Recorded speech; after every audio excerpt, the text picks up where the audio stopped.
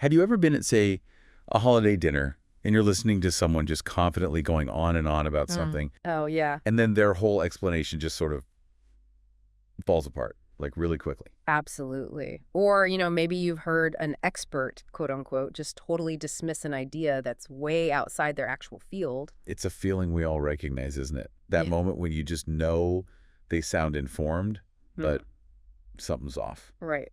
They know just enough to sound plausible, but not enough to actually be right. And it really makes you wonder, like, what's going on inside our heads when that happens?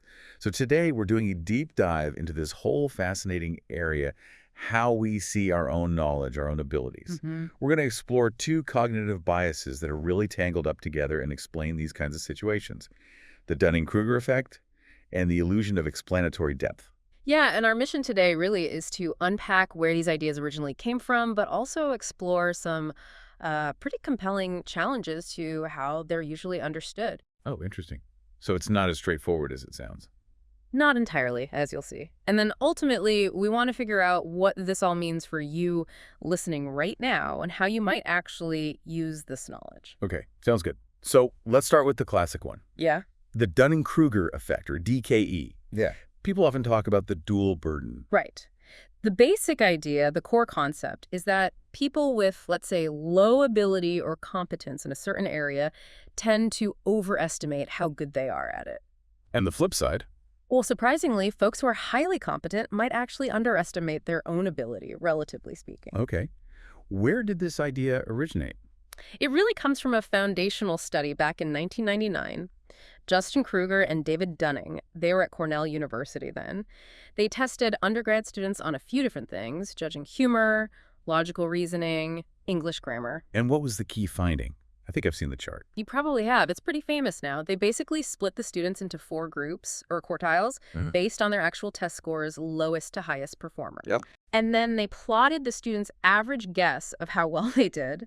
And the really striking thing was the bottom quartile, the ones who scored the lowest. They thought they did much better. Way better. A significant overestimation of their actual performance. It was a real disconnect between perception and reality for that group. So why? What was Kruger and Dunning's explanation? Their original idea pointed to something called metacognitive skills. Metacognition is basically thinking about your own thinking. Like self-awareness of your knowledge. Exactly. Your ability to understand your own thought processes and accurately judge your own performance. And their argument was that the very skills you need to actually be good at something are the same skills you need to recognize how good you are or aren't. That's the dual burden. You're incompetent, and you lack the ability to even see your own incompetence. Ah, okay. That makes sense of the person at the dinner table confidently rambling on. They genuinely don't have the sort of mental tools to realize they don't know much about it. Precisely. The original paper even kicked off with this almost unbelievable story. This bank robber. Oh, I think I've heard this one, the lemon juice guy. That's the one. He thought rubbing lemon juice on his face would make him invisible to security cameras? Seriously. Seriously. He genuinely believed this flawed theory. It sounds absurd, but it really highlights how deep this kind of bias can go, doesn't it? It really does. Yeah. And you see this kind of general overestimation, maybe less extreme, but it's everywhere, right? Like driving. Oh, yeah, the classic examples. Most people think they're better than average drivers. Statistically impossible for most people, but that's the perception. Right. And there was a survey of engineers, 42% thought their work ranked in the top 5% among their peers. Wow, okay. Top 5%. That's ambitious. And college professors, get this, Yeah. 94% rated themselves as above average. 94%. Okay. I have to admit, I probably think I'm a above average driver too. We all seem prone to this. It seems so, which actually leads us nicely into a related idea, the illusion of explanatory depth, or IOED. Illusion of explanatory depth. Okay, what's that about? This is where people believe they understand concepts much more deeply than they actually do. It's less about judging your skill, more about judging your understanding. Okay, give me an example. Think about something every day, like a zipper, or maybe something bigger, like an earthquake. Right. You probably know what they do, right? A zipper closes your jacket, an earthquake shakes the ground. You know the consequences. Sure. But do you really know how they work? Like the actual mechanics? How do the little teeth on a zipper interlock perfectly? What are the specific geological forces causing the plates to shift during an earthquake? Probably not a detail, no. Mm. I know the what, not the how. Exactly. And that's where the illusion creeps in. Compare that to knowing, say, the capital of France. Ferris. Right. You either know it or you don't. There's not much room for feeling like you understand it deeply when you don't. The IOED happens because we mistake that surface-level familiarity, knowing what it does, for genuine, deep understanding of how it functions. Okay, that makes sense. We confuse the function with the mechanism. Precisely. And this actually ties into a psychological concept called construal level theory, or CLT. Construal level theory. Yeah, it basically says we process information on a spectrum from abstract to concrete.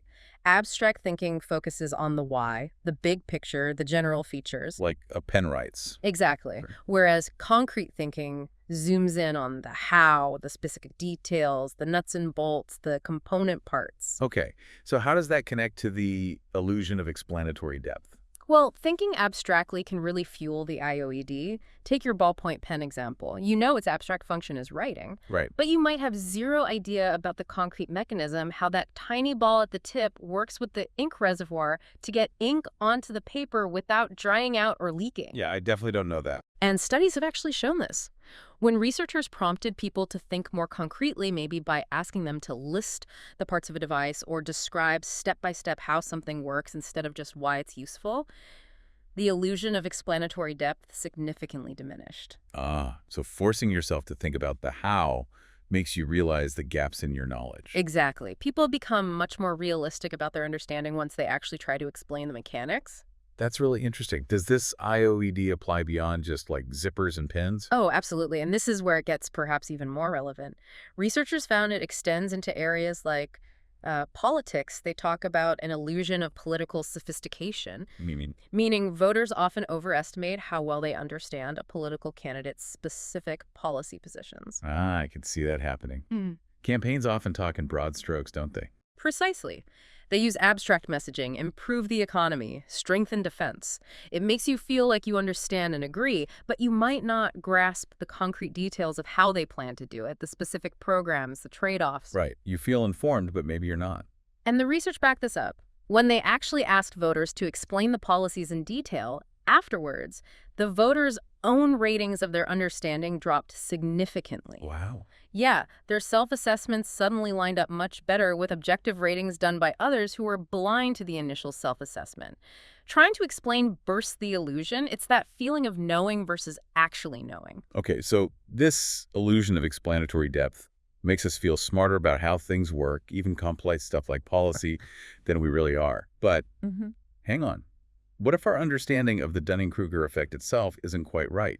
You mentioned challenges earlier. That is a perfect transition because, yes, there are some pretty significant criticisms arguing that DKE might not be purely psychological. Really? Like what? I mean, you see those charts online all the time, the stupid ones. Ah, yes, meant stupid.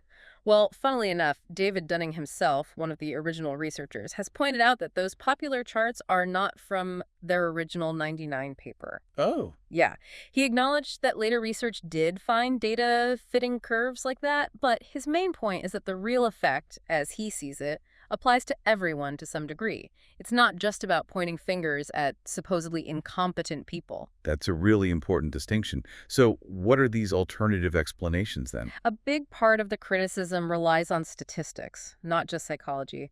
One key concept is regression to the mean. Regression to the mean. Okay, I've heard of that, but can you break it down simply? Sure. It's basically a statistical tendency. Think about it like this. If you have an extreme result, maybe you score exceptionally high on a test or exceptionally low, your next score is statistically more likely to be closer to your average or the overall average. So extremes tend to be followed by something less extreme, just by chance. Pretty much. It's